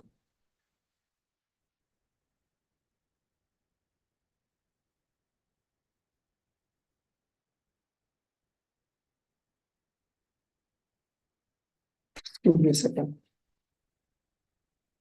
Okay, we're going to be talking about it. We will have our wait. Just wait. I'm waiting not for questions, but I'm just trying to figure out, did I leave something out? Yes. Okay. Okay, I think it's okay. We can move ahead. Okay, but what? Why we have a question? And Vishaka, your hand is up constantly. I have a question, but you put it down. Yes, why go on. Hare Krishna Prabhuji, can you please help me with this understanding of this line? O beloved child of Kurus, the intelligence of those who are irresolute is many branched. I didn't Yes. get this line. Yeah, because it's many branches, because he's unsatisfied. The devotee of Krishna? One who cannot control anyone. It's not saying devotee. It says one. So these are, you see, this is again, when you're reading Bhagavad Gita, these are the terminologies you have to be familiar with. When Prabhupada is using the term, it is not part of being familiar with the writing style of Prabhupada. Okay, it's the writing style of Prabhupada. Whenever Prabhupada is writing one, that means it's for everybody. People in general, including devotees. But at specific places, Prabhupada says for the devotee. Oh, it's specifically for the devotees. And even that devotee, you have to interpret that to see what kind of devotee is Prabhupada talking about. If Prabhupada is writing a statement like a devotee is always humble, How many times, Vaibhi Maji, just let's be honest over here, candid, if possible. How many times do you find devotees here around you who are actually humble? Go on. Lot of time, Prabhuji. I've been blessed with this. Not lot of times. Yeah, not lot Lot of of times. times. Not lot of Lot times. of times, Prabhuji. A lot of Lot of devotees times. around me are humble, very humble. Yeah. What about those? Okay, Shubham, go on. Have a Honestly different saying, idea? Prabhuji, honestly saying, very few. Very few. Okay. How many would want to go vote for, go with Vaibhavi since it's the voting season? Put your hand up. Shubham, put your hand down. How many would want to go with Vaibhavi? Most of the times you found devotees very humble. Most of your experience. Bhavika. Okay. Karunamai. Most of the times you find devotees humble. Good. I'm just trying to find out the fortunate ones. Usha Maji, Tanvi, Devika finds the devotees humble. Daya, most of the time she finds devotees humble. Good. Prabhuji, Okay. 50-50. Not 50-50. You see the rest of them? See the rest of them? You see? So the answer is clear. Most of the devotees are on the receiving end. And I pray for all of you, Bhavika, Vaibhavi, Karunamai, Usha, Devika, that you do not encounter those kind of devotees. So Thank that you your so much, faith Prabhuji. remains intact. Yeah, you can maintain your innocence. I still miss those days when I used to be innocent, not anymore. Prabhuji, So, I have encountered before. I would not say that. But after coming in association of few devotees, I have yeah. grounded myself with those devotees. So that's the point. So That means I if don't. few devotees you found, okay, fine. You're qualifying your statements by saying, I found few devotees humble. That's everybody will agree to I would that. say that. Yeah, Yeah. that's exactly what I was saying. You don't find most of the devotees humble. You find few devotees humble. And you surround Yeah. yourself with those devotees and better be surrounded by them. You see? So that's the fact. Because, you know why? You know why, Vaibhi Maji? Yes. Because the statement was made for devotees, not practitioners. Okay. The statement is made for devotees, not practitioners. When you confuse practitioners with devotees, certainly you will have this kind of experience. Papa never said that the practitioners will be humble. The practitioners need to practice humility. The devotees don't practice humility, they are humble. So that's why to understand when Prabhupada is using the term devotee, what is the connotation? When he is using the term non-devotee, what is the connotation? A non-devotee, there is a difference between the term non-devotee and not devotee. Okay? Just like if I say here, non-Punjabis, what does that mean? If I say non-Punjabis, what does that mean? They're not Punjabis. No, apart from Punjabis.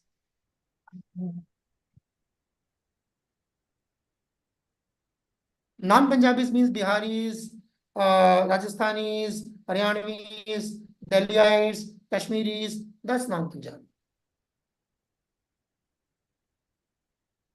But when I say that you are not a Punjabi, then the question comes who you are. Only one specific thing. Whereas non-Punjabi includes everybody else. But not Punjabi only targets one thing. When you are saying you are not a devotee, it's different from non-devotee. So whenever Prabhupada uses the term non-devotee, he means karmis, jnanis, and yogis. He doesn't mean atheist. Not Because devotees are atheists. yes, it's a specific term. then Prabhupada will use the term that these are atheists or these are demons. So if you read your Bhagavad Gita, saying that, oh, non-devotee and think they are atheists, so your entire sentence, you see, goes to another direction. When you read the Bhagavad Gita and you read that the devotee is tolerant, and you see all around you, you see either there's something wrong here or there's something wrong with the book. It will never come to pass, there's something wrong with understanding. You see? And then when you talk about things like that, what are we discussing? Sadhakas. We're talking about general people. Wherever Prabhupada uses the term one, a person must, one must, it's for everybody. Devotee, non-devotee, everybody. Good. I'm afraid, Jyotimaji, if I take your question. Okay, go on. Yeah. Okay, go on. Prabhuji, actually, Shivaji. I'm just getting confused between these two things. Is like a person who is advanced in bhakti yoga, as we say, they start developing vairagya and they start developing detachment. But as I understand, is the person who is in a very advanced state of bhakti yoga, the more advanced they are, the more they are compassionate towards the fallen soul, and the more they try to give Krishna consciousness to the people. So I'm getting confused between like both these two lines. I'm getting little like controversial because. Actually everybody is suffering because of their conditioning, and everybody is because of their own conditioning. So how they develop more compassion when they're having more detachment. Yeah. Detachment is not being developed, as I said. Detachment is coming on its own. I'm not looking for detachment. Okay. Yeah. But compassion, actually, the person who has more compassion, see, the person who has got more detachment will be automatically compassionate. No? See, there are two things. What is called detachment and what is called aversion. Oh, okay. Detachment is not the opposite of attachment. Yeah. It's another misconception. Okay. Yes, Prabhuji. The opposite of attachment is more attachment. Or what do you call this? Is the more attachment is called aversion. Yes. Okay. Okay. Whereas detachment is a completely different thing. Yes. Understood. It's a different element that is coming as a byproduct of compassion practiced. Yes. So therefore, this is not at loggerheads. That actually aversion and detachment are two completely different animals. Yes. That's all. Understood. Thank you. Thank you. Okay, let's continue to read on. Let's continue our reading of the week. Yeah. Okay. So you see, this is the general people. They see it like that. Okay. Where is Shivam Prabhu? Continue. Shivam. In the minds of those who are too attached to sense enjoyment and material opulence, and who are bewildered by such things, the resolute determination for devotional service to the Supreme Lord does not take place. Yes. Bhogaishwarya prasuttanam tava paridachaitasam. Again, Vyavasayatmika buddhi. They have the same term, you see. Where is it? Yeah, you see. Well, again, Vyavasayatmika buddhi. Samadhauna vidhiyate. Who has it and who doesn't have it. Bhogaishwarya prasuttanam. Prasakta. Specifically attached. Asakti is attachment and asakti. Pra means specific. Specifically attached. Too attached, as Prabhupada is translating here, you see. They cannot. They won't have the determination. They will come, they will do, and they will fizzle out. They will come, they will do, and they will fizzle out. Okay, next. The Vedas deal mainly with the subject of three modes of material nature. O Arjuna, become transcendental to these three modes. Be free from all dualities and from all anxieties for gain and safety, and be established in the self. Traigunya Dishvishya Veda. Next Traigunya Bhava Arjuna. Krishna is saying that. What is it? What is this? Please pay attention to this verse. Actually, it should be this Jyoti Magic, this is supposed to be controversial. That was not controversial. Come on. This is just controversial. Vedas talk about three modes of material nature. And therefore Krishna is saying, become transcendental. What's this going on? Vedas deal with three modes of material nature. What are we doing now? And why are we wasting our time with this Bhakti Shastri? Reading Bhagavad Gita. Isn't it part of Vedas?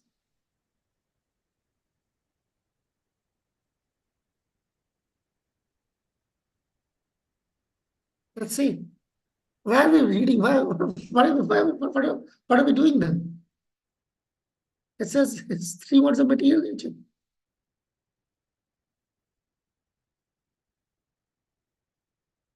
Jyotimaji, please, Yes. Prabhuji, what I understood is like here, first the Vedas were written. So in Vedas, actually three modes were explained. Like all the different things are explained in detail. In Gita, it is explained like how to go beyond these three modes of nature. So, what are the three modes of nature and how they are how they are supposed to be and what are the different like how it role plays in this world. All those theory part is explained in the Vedas. But beyond that, like how to go beyond that and how to think beyond that, that is the part of Bhagavad Gita. So obviously Bhagavad Gita has a higher play than the Vedas. Yeah, certain things at the end, is important. Yeah, I'll take it. Yes, Dayamaji. Let's see. And then have Dayamaji go on. Yes, Hare Dayamaji, Krishna, go on. Prabhuji, all the three modes of nature has reactions, but here it is saying be transcendental above that. So we are Yeah, reading. but that's okay. That's fine. But Krishna is bringing in Vedas that this is basically to put you in three modes of material nature. How do you find that statement? Okay, Vaibhamaji. In the meantime, Dayamaji is thinking about it. Vaibhamaji, go on. Hare Krishna Prabhuji, in purport, I have actually marked this one later while I was reading. So it is Please go written that on. fruitive activities, Vedas mostly deal with fruitive activities to gradually elevate general public. Here specifically in purport it is mentioned that Vedas are for general public.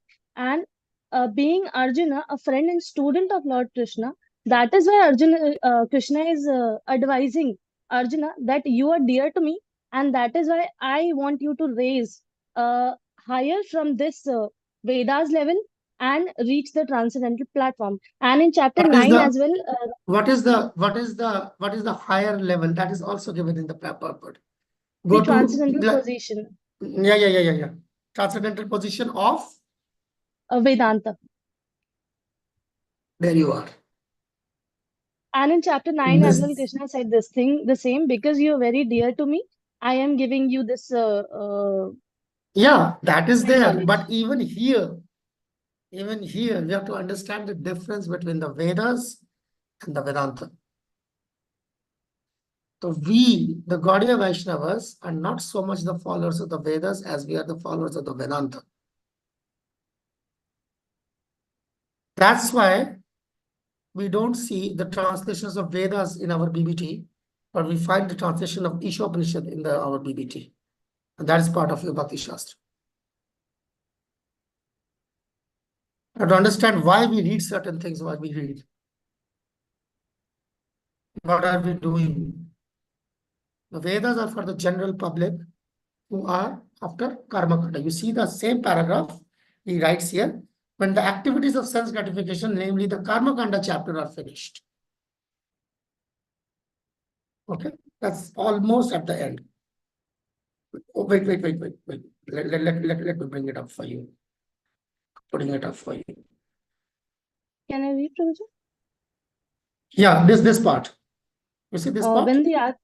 When the activities for sense gratification, namely the Karma Kanda chapter, are finished, then the chance for spiritual realization is offered in the form of Upanishads, which are part of different Vedas, as the Bhagavad Gita is a part of the fifth Veda, namely the Mahabharata. The Upanishads mark the beginning of transcendental life.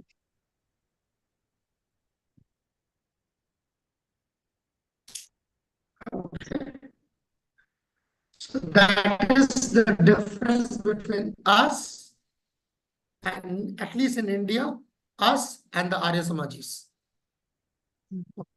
Those who are from North India, they generally deal with the Arya Samajis. Okay. It's very prevalent in Haryana. Not so much prevalent in Delhi, but more prevalent in Haryana. Okay, Arya Samajis. That is the difference between the Veda and the Vedanta. They are the followers of they think that they are the followers of the Veda. And for them, Krishna has exactly used the term Veda Vada Rataha. He will use this term later on in the Bhagavad Gita. Veda Vada Rataha. It is not Veda, it is Vedvad. Just like we say Mayavad. Just like we say Shunyavad. Okay, there's another thing called Vedvad. A term, ISKCON has not coined the term.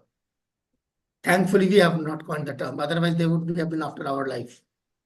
Okay, so we haven't coined the term. Krishna has coined the term in Bhagavad Gita. Vedvad. Vedvad Rataha. So those who are simply after the Vedas, detaching it from Upanishads, detaching it from Bhagavad Gita, detaching it from Mahabharata, detaching it from the Puranas, are the telltale sign of Vedvadratas. You'll find many people when you discuss with them, they say we don't believe in Puranas, we don't consider Ramayana and Mahabharata to be evidence. They are stories.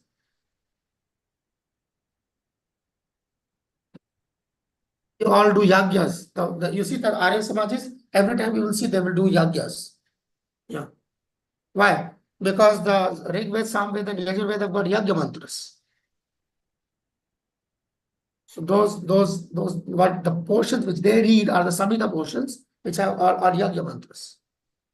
That's why they will always do this yagya. But they won't chant, they won't have deities. You see?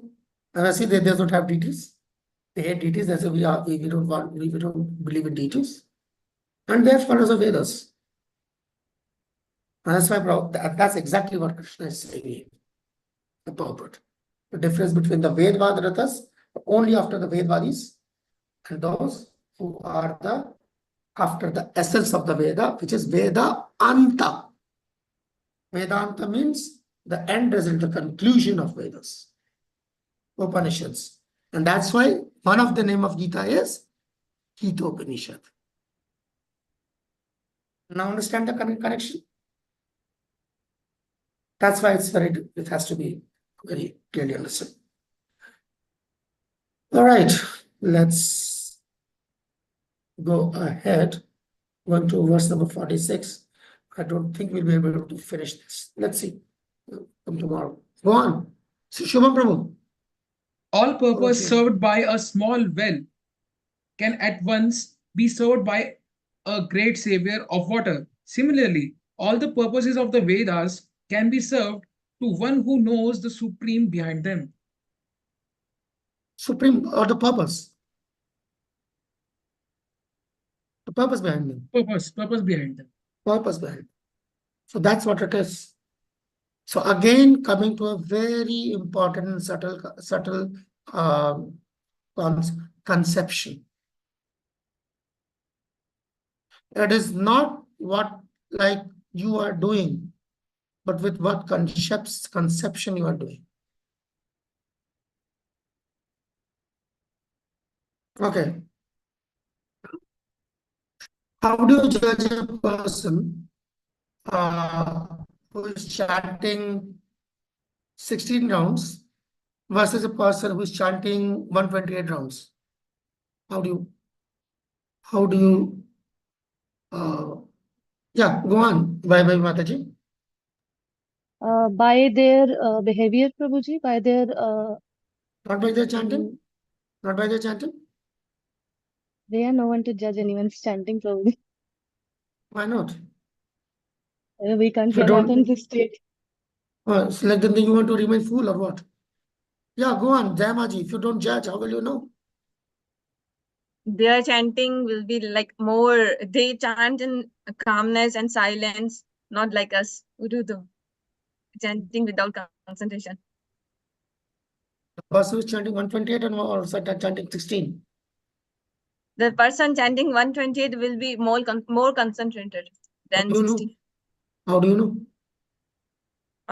But then While what they were are you chanting, looking for? What are you looking for? Concentration. no, You're looking for the quality of concentration? yes, Oh, that's it. So you're not looking for chanting, or you're looking for concentration? both. Both. Okay. Pandit, let's have another view. Pandit Gadadhar Prabhu, go on. So the Prabhuji, Ramni chanting brings concentration. okay. So chanting brings more qualities to a devotee. Probably the calmness and how he can handle difficult situations can be managed, Okay. or a So person can be then accessed easily. So that what are you measuring? Are you measuring the quality or measuring the chanting? we are measuring the quality, not the chanting. Exactly. Probably the 16 rounds can bring more calmness as compared to 128 rounds. Why? Why do you think it is possible? Why do you think it is possible? Okay, as Prabhupada stated that there are certain protocols that we need to follow in chanting. If the one who is chanting 16 rounds and hearing only 16 rounds, probably is more advanced as compared to those who are chanting 128 rounds and doing other stuff as well in parallel. Okay, that is like somebody is not up to the mark, it's up to this to the mark. Between the two people who are on the mark, how do you know that? Okay, Shubham Prabhu, Okay, would you like to try? Okay, Pandit Gadadhar Prabhu, please go on. Okay, so Finish Prabhuji, yes, there's a popular saying that a fruit is so a tree is known by the fruit he bears, right? So the more advanced the devotee is, the more humble he is. So or automatically this brings him. So they are coming back to the quality, right? Yes. Okay. So okay, fine. How many chapatis, Daya Mataji, how many chapatis do you eat generally? 2 Two. per Okay. day. 2 per day. Per day. 2 per day. Okay, good. Not per meal. Per day. Okay, not surprising. Okay. How many chapatis, Pandit Gadadhar Prabhu, do you eat per meal? Prabhuji, generally I'm on diet these days, so I'm eating 2 chapatis a day. A day. Okay, good. Very good. It is on dieting, you are eating 2 chapatis a day, and she is on full meal, she is eating 2 chapatis a day. Right? Okay. Shivam Prabhu, how many chapatis do you eat a day? 3 per meal, I would say. 3 per meal. How many meals you take a day? 2. 3 meals a day? 2 meals a day. 6 chapatis. 6 chapatis. So then like Daya Mataji, what happens to you if you start eating 6 chapatis a day? I'll not eat, first of all. That's too much. No, but what happens to you if you start eating okay? Getting my point? So what is the point? The point is eating chapatis or filling the belly? Eating. Filling the belly. Or filling the belly or eating? Filling the belly. So that's exactly what happens to the sadhana. Whatever amount of sadhana is required to trigger those Vaishnava qualities, whatever amount of sadhana is required to trigger your Krishna bhakti is your quota. And unless and until you come to that, you won't be satisfied. See? That's how you see. That's exactly that. Where are we coming from? The same thing, the same verse number 46. Now see that verse.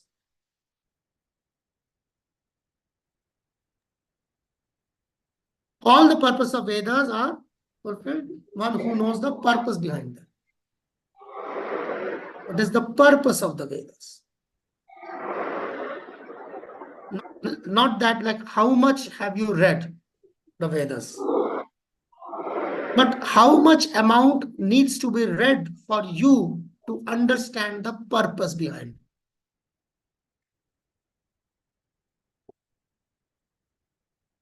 This is what it is. You see, that's why the analogy is so appropriate. All purposes by small will can do by reservoir of water also. Depends. What is your purpose? You see? The idea is not eating. The idea is to fill the belly. Similarly, the idea is not to read the Vedas, but understand the purpose of Vedas. Vedeshcha sarve ahameva vedyo. 15:15 Bhagavad Gita. Okay. Let's have another verse and then we will call it a day. Most important verse. You have a right. Go on, yeah. Go on. You have a right to perform your prescribed duties, but you are not entitled to the fruits of actions. Never consider yourselves the cause of the results of your activities, and never be attached to do not doing your duty. So, karmaneva adhikarasya ma phaleshu kadachana. Okay, so the idea is, and this is one of the most misused verses of Bhagavad Gita.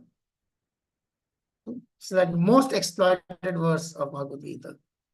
कर्म करे जाओ, फल की चिंता मत करो.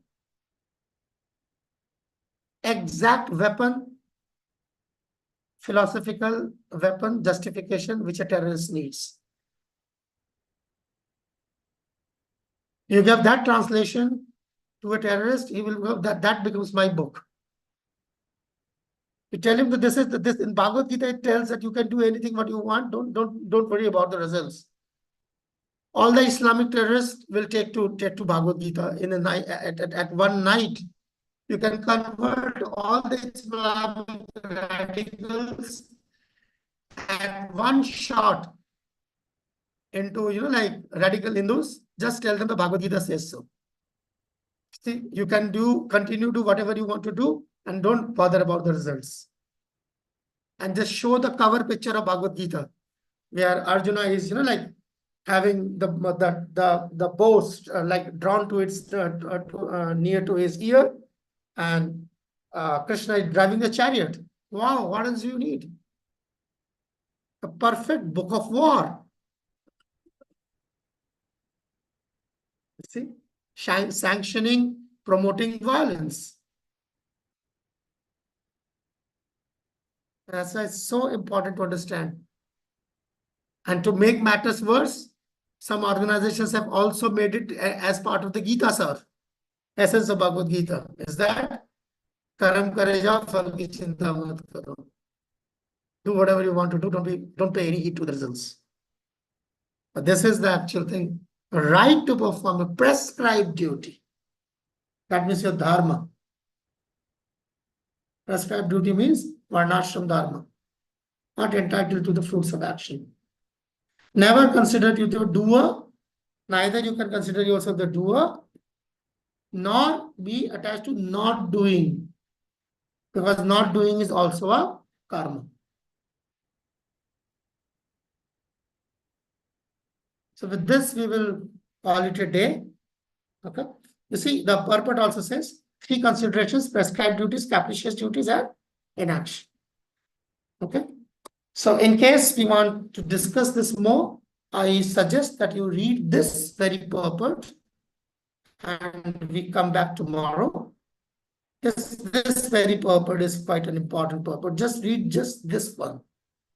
Just this one purport, no other homework. Just read this one purport and we can come back and we can discuss this tomorrow. Okay? And we'll continue. All right. So thank you very much for your time. Okay. Pandit Gadadhar Prabhu, okay, go on. Yes, Prabhuji, one last question. So are not any more shlokas that we need to pre-read before coming tomorrow? No, we are discussing anyway. See, actually, Actually, the idea is to read the whole thing before you put them on. But my small experience with Bhakti Shastri has told me that don't depend on the students. So then I don't torture them because I have seen it doesn't work. Okay, the idea is to have all the Purva Swadhyayas done before the Bhakti Shastri. But generally they don't do it. What to do? Anyway, one thing that I'm reminded of is your open book questions. Okay, you need to write 2 open book questions with 750 words minimum. Okay?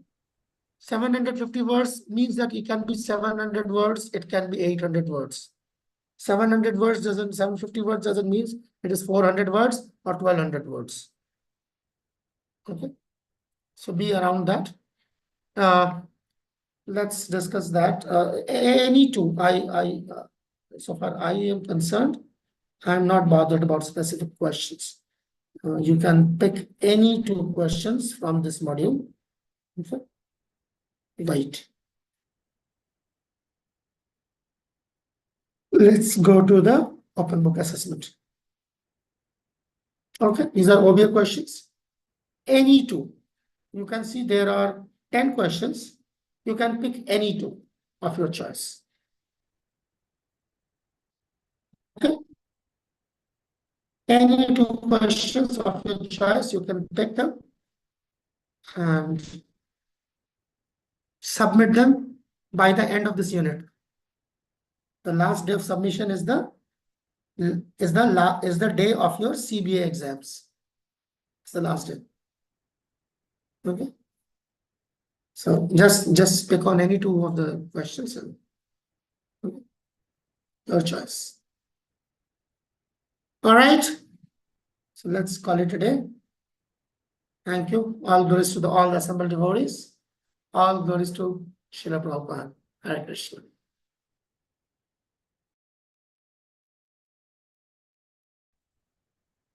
Hare Krishna. Thank you so much, Prabhuji. Hare Krishna. Pranam to all devotees as well. Hare Krishna.